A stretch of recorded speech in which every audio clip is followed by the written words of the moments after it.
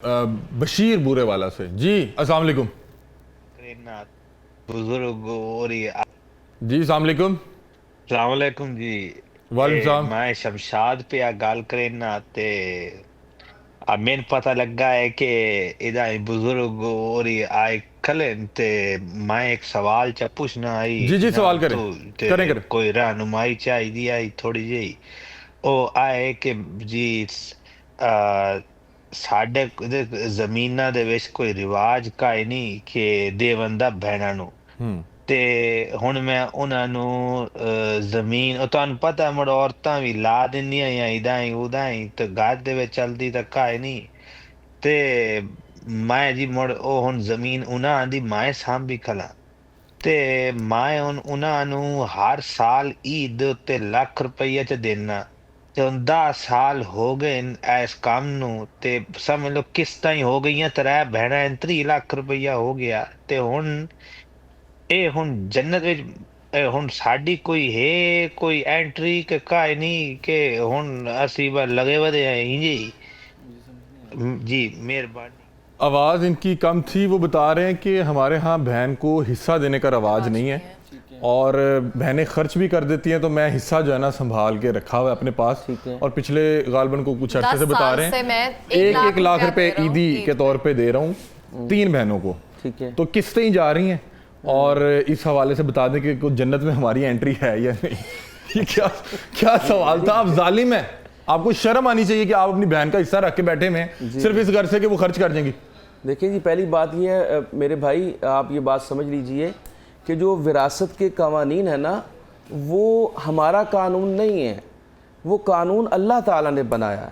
ठीक है, तो जैसे कोई शख्स फौत होता है तो उसके ऊपर फ़ौरन अल्लाह का कानून लगता है। और मैं आपको ज़रा विरासत के बारे में बता दूं ताकि इनको समझ आ जाए कि ये मामला है क्या। जब कोई शख्स फौत हो जाता है तो जो वो माल छोड़ के भरा है, सबसे पहले उसके गोरो कफन का इंतज़ाम उसके पैसों से किया जाएगा, ये उसका हक है। अब जो रिमेनिंग अमाउंट बची है तो सबसे पहले अगर उसने कोई कर्जा देना तो कर्जा उतारा जाएगा, ऐलान किया जाएगा जनाजे पे या वैसे भी कि भाई जो कर्जा देना है तो उसकी जायदाद उसकी विरासत में से, उसकी जायदाद में से, अभी विरासत ना समझे, उसकी जायदाद में से वो सारा मामला उसके कर दिया जाएगा जो उसके कर्जदार थे। जब आपने कर्ज दे दिया, अब जो रिमेनिंग अमाउंट बचेगी तो फिर वसीयत आ जाएगी। अगर उसने कोई विल किया है, कोई वसीयत की है कि, और वसीयत वारसों के लिए नहीं होती, जो गैर वारिस है उनके लिए वसीयत होती है, तो 1/3 से ज़्यादा वसीयत नहीं हो सकती, यानी 1/3, यानी 100 रुपये अगर बचा है तो 33 रुपये आप किसी को वसीयत के तौर पे दे सकते हैं। अगर इससे ज़्यादा की वसीयत की है तो वो कलअदम हो जाएगी, सिर्फ 33% दिया जा सकता है, उससे ज़्यादा नहीं दिया जा सकता। रिमेनिंग अमाउंट जब बचेगी, वो जो 66 रुपये बचे हैं, अब ये वारसों के अंदर तकसीम होगा और ये कानून अल्लाह का लगेगा। उससे पहले पहले आप वारिस बने ही नहीं है। नहीं, ये जो साहब बात कर रहे हैं कि लाख रुपया दे रहा हूँ, आपका हक ये नहीं कह कर दे रहा है कि मैं ईदी दे रहा हूं। जी जी मैं समझ गया हूँ भाई। जो जिसने फोन किया है उसको ये बताया जाए कि ये आपका हक ही नहीं है। आपने जो अपनी बहनों के हिस्से पे कब्जा किया हुआ है, ये कब्जा कहलाएगा, ये हराम है। बिल्कुल हुजूर ने फरमाया, मैंने कल भी आपको हदीस बताई थी शायद, कि एक बालिश आका अलैहिस्सलाम ने फरमाया, यानी 4 इंच अगर आपने जमीन किसी की हथिया ली है तो कयामत वाले दिन 7 जमीनों का तौक आपके गले में डाला जाएगा। मतलब कि वो जन्नत में नहीं जाएगा। सर जन्नत में जाना, जन्नत में जाना या ना जाने का जो इख्तियार है वो मेरे अल्लाह के पास है। वो चाहे तो माफ़ कर दे, वो चाहे तो सज़ा दे, ये किसी शख्स के पास ये इख्तियार नहीं है। लेकिन जो आका अलैहिस्सलाम का फरमान है उसके मुताबिक तो ये है कि ये जहन्नमियों वाला काम है जब तक आप हक नहीं देंगे। एक आका अलैहिस्सलाम की हदीस में आपको बता दूं, हुजूर ने फरमाया क़यामत वाले दिन एक शख्स आएगा, उसकी तहामा पहाड़ जितनी, यानी वो बहुत बड़ा पहाड़ था, इतनी उसकी नेकियां होंगी, वो बड़ा खुश होगा कि मैं जनाब फ़ौरन मेरी जन्नत में, जैसे सवाल हुआ कि जन्नत में तो चला जाऊँगा, इसी तरह वो खड़ा होगा। तो हुजूर ने फरमाया मुफलिस कौन है? तो सहाबा ने यार तो जिसके मालूम मता ना हो। आका अलैहिस्सलाम ने नहीं, क़यामत वाले दिन तहामा पहाड़ जितने आमाल लेके नेकियां लेके आएगा और लोग आ जाएंगे कि मेरा हक मारा हुआ, बहनें आ जाएंगी, मेरा तुमने हिस्सा नहीं दिया था, और जितने भी तुम्हें हुकूकुल इबाद नहीं निभाए थे, हुजूर ने फरमाया उसकी सारी नेकियां खत्म हो जाएंगी और लोग फिर भी खड़े होंगे कि जी तुमने अभी तक मेरा हिस्सा नहीं दिया।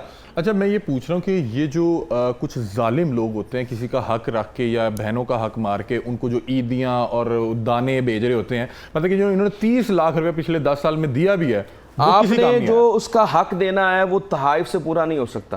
तहाइफ तब बनते हैं जब आपने फराइज पूरे कर लिए हो। अगर उस जायदाद की जो असल मालियत है उससे ज्यादा तहाइफ दे दी हुए پھر بھی نہیں. مطلب آپ ان کو کیونکہ آپ اپنے ذہن میں وہ لالچ کسٹڈی میں رکھ کر رکھا ہوا ہے, بیٹھے ان ہوئے کا ہیں حق ہے آپ ان کو دیں. ٹھیک ہے. اور یہ کیسے ہو سکتا ہے کہ وہ نہ لیں؟ یہ تو ان کو ڈرایا جاتا ہے بچیوں کو کہ جی ان کو پتا ہوتا ہے کہ ہم اپنے سسرال میں بیٹھے ہیں تو میرے بھائی کا گھر ہے, تو اگر میں نے اسے حصہ مانگ لیا تو یہ مجھے گھر نہیں اس نے دے گا تو میرا معاملہ خراب ہوگا. اس ڈر کی وجہ سے بچیاں جو ہے وہ حصہ نہیں مانگتی. کتنی عجیب بات ہے کہ آج کے دور میں وہ بتا رہے ہیں کہ میں سنبھال کے بیٹھا ہوں اور ان کو تحفتاً عیدی بھجوا رہا ہوں, ان کا حق نہیں بھجوا رہا. بھائی آپ ان کو ان کا حق دیں, بھلے عیدی نہ دیں. ان کا حق جو اللہ تعالیٰ نے وراثت میں رکھا وہ ان کو دیں. وہ جی خرچ کر دیں گے آپ کو, اس کا مالک ہے, اس کا حق ہے, وہ اس کے مالک ہے, وہ اس کو بھلے خرچ کر دیں. یہ آپ کیا کر رہے ہیں؟ اور پھر آپ پوچھ رہے ہیں کہ آپ جنت میں جائیں گے. آپ حق کسی کا مار کے کیسے جائیں گے؟ اللہ تعالیٰ غفور الرحیم آپ کو بھیج دے, وہ مالک ہے, لیکن یہ آپ کام غلط کر رہے ہیں. میرا خیال ہے کہ ان کو جواب مل گیا ہوگا. یہاں پہ وقت ہوا ایک بریک کا. بریک کے بعد واپس آتے ہیں اور یہیں سے سلسلہ دوبارہ جوڑتے ہیں.